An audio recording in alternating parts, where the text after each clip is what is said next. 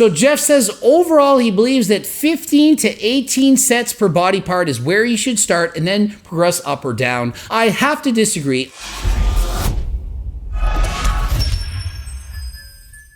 Coach Greg, and have I got the video for you. Today it's all about the chesticles. How many sets do you need to grow an optimally developed chest?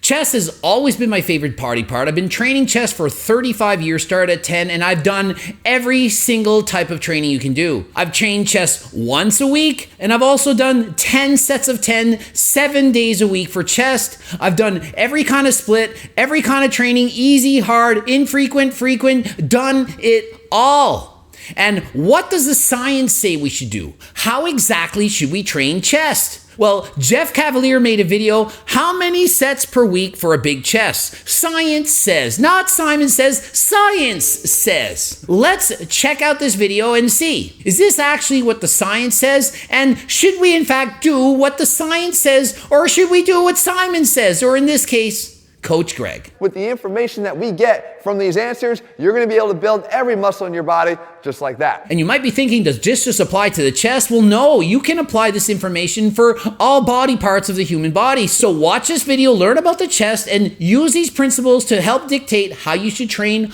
all body parts. The recommendation for the number of sets per muscle group per week to optimize the growth and strength of that muscle is somewhere between 8 and 32 sets. So what the science says is the answer is somewhere between 8 and 32 sets, according to Jeff Cavaliere. Other people, such as myself, Dr. Mike Israetel, we've said 10 to 20 sets per week. And so depending on these factors, it's going to dictate how few or how many sets you need to do. My first question to you is, are you natural or are you enhanced? So are you natural? He says, if you're taking steroids or HRT, and let's be honest, it's not just steroids. More people are taking SARMs. Some taking GH, but SARMs. So whatever you're taking, if it's allowing you to recover faster, you can handle more workload or more volume. But in the real world setting, people who take HRT, testosterone, SARMs, you're going to be lifting heavier weights. You're going to be training harder because you can train harder. So the amount of sets you do, whether you're natural or enhanced, is often going to be the same. And you're thinking, no, you recover more with PDs. The answer is yes, you do. But when you're on PDs, you can train harder and push yourself harder. So you need more recovery because you're working that much harder. So just because you're natural doesn't mean you shouldn't do as many sets as somebody who's enhanced. And the reason is that person who's enhanced is clearly going to be capable of pushing and lifting heavier weights.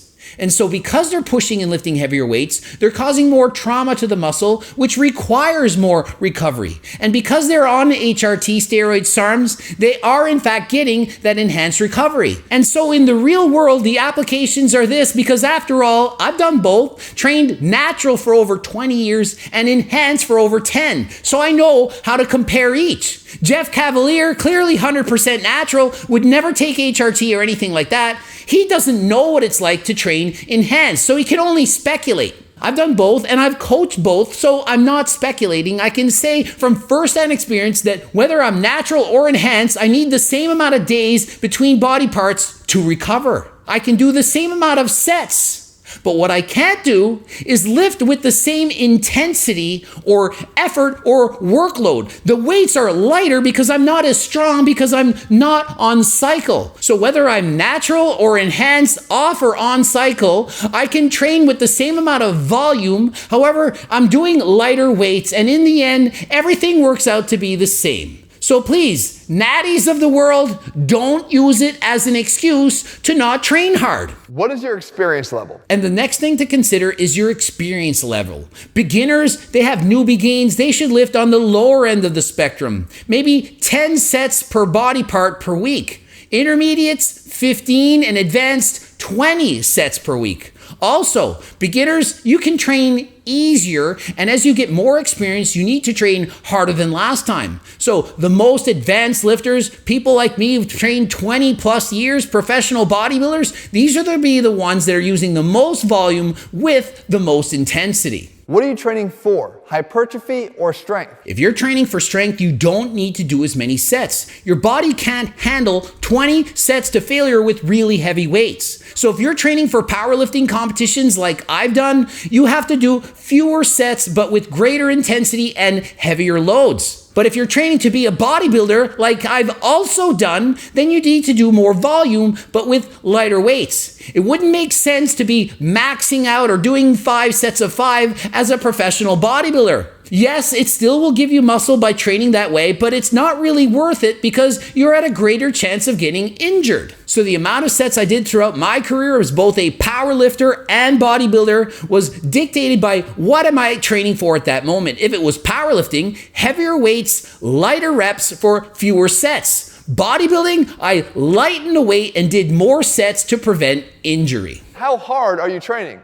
You see, when it comes to making muscle gains, the amount of volume you use is going to be inversely related to the amount of effort that you put forth in your workouts. And if you know why some people get better gains on fewer sets while others on more sets, it all has to do with intensity. And if you're training like a pussy, not gonna name names on who trains like that, most of the world, most of you, half the people watching this at least, you have to do more volume to make up for the fact that you're training like a pussy. Or you might also be training like a doggy because they just sit here and do nothing. They're not training hard at all. You go to the gym and you look at people, they're half-assing their workouts. If you're half-assing every set, you need to do multiple sets to make up for that. But if you're going all out training to failure, doing drop sets and so on, you can't do as many sets and you need to rest longer to recover.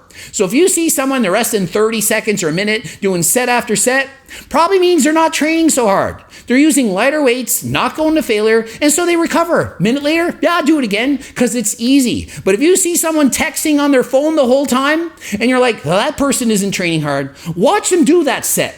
Did they train to failure with a heavy weight? Did they have 9 plates aside on the leg press like I had last night, doing rep after rep to failure and beyond? Well, if they did, they were probably resting 5 minutes between sets now, didn't they? Never happened to anyone. It wasn't me last night. That's not how I train. And then I'm riding bikes after. So depending on what are you doing, it's going to dictate how much volume you need to do. If you're racing bikes like me, you can't be doing 20 hard sets of legs a week. It's too much. You're doing more volume on the bike, so you need to do less volume in the gym. So Jeff doesn't touch on this, but it also is an important point. If you're doing a lot of cardio, you need to back off on the total amount of sets you're doing for that body part. If you're a swimmer doing the breaststroke, yeah, competitive swimmer here, used to do that too. You see the experience level I have? I can talk about this because from personal experience, I've done this, been through this. So please consider that as well. Are you in fact sore from the cardio you're doing? Are you sore from running or doing laps in the pool? If so, you may have to lower the sets, lower the volume and intensity to make up for all the cardiovascular training that you're doing. I try to take all of my sets to failure. When I define failure, I'm talking about form failure. Jeff, he likes to train hard, go to failure, so he doesn't have to do as much volume. But when you go to failure, you have to rest longer. And so how is he shortening his workout if he's training to failure set after set? He's still going to have to rest between sets. I do more of a circuit style of training, agonist, antagonist training. So when I'm training chest, I do a set of chest, and then after I take a rest, I do a set of back.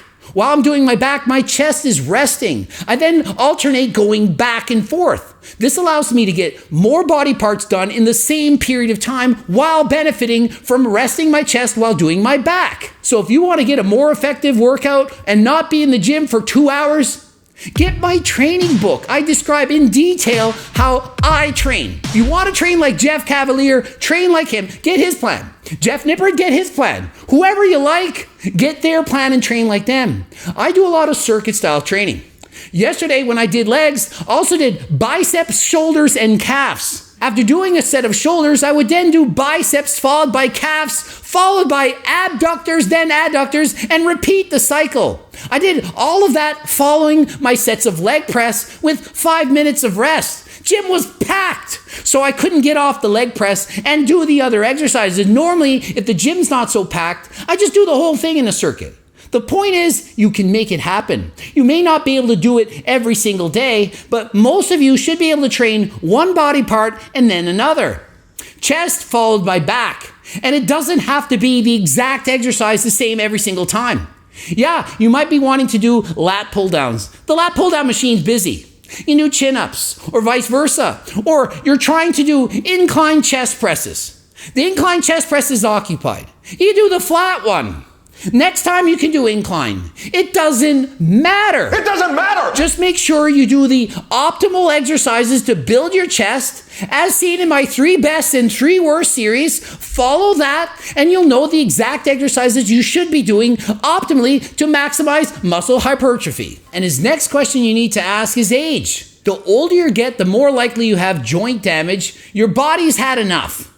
It's getting injured. So when I was young, I used to do this crazy thing. I would pick a weight, and that weight was the amount of reps I had to do. So I started with 45 pounds, and I would do it for 45 reps. I eventually, as a teenager, got up to 90 pounds for 90 reps. So when I was young, could handle set after set, rep after rep. Think of it, 10 sets of 10 every single day I did for my chest for months. Eventually, burnt out, couldn't make any gains, and stopped, did triathlons and so on. Took some time off, and then gave back to the gym later. So I tried it all. And I can tell you now, shoulders are hurting. Doing shockwave therapy, dry needling, all kinds of stuff. But I'm injured, so I can't do as much volume as I used to when I was a teenager. So when deciding how many sets you should do, it is important to consider your joint health. If you're injured or older, experiencing pain, it's better to do fewer sets and fewer volume. Are you actually recovered from your training? Because whether or not you're training for a bigger chest or a stronger chest, or really any muscle for that matter, you're only as good as your body's ability to recover from the last workout. And this is important no matter what the science says. No matter what the science says, if you walk in there and you're sore and you're not recovered, you are doing too much. Don't care if it says to do 10 to 20 sets, 8 to 32 sets. If you do 2 sets and you're sore and can't recover, it's too much. You do 1 set. So if you can't recover, whatever you're doing, it's too much. And yeah, I get it. My motto is train harder than last time. But if you're sore and you're not recovering, you literally need to train easier than last time. I've said this in several videos, but apparently not everyone's watched it. And so I'm often criticized for saying you need to train harder than last time. And people think that means you need to do every single set to failure. Drop set after drop set, 20 sets a week, the maximum most, harder than last time. Harder than last time just means harder than the time before. It doesn't mean all out to failure and train like Ronnie Coleman. It doesn't mean that. It means little bit harder than last time. It doesn't have to be more weight. It doesn't have to be more sets. So in training harder than last time, rather than thinking I need to add more weight, think how can I make this weight harder? Could I slow down the eccentric? Could I pause the weight? Use better mind-muscle connection.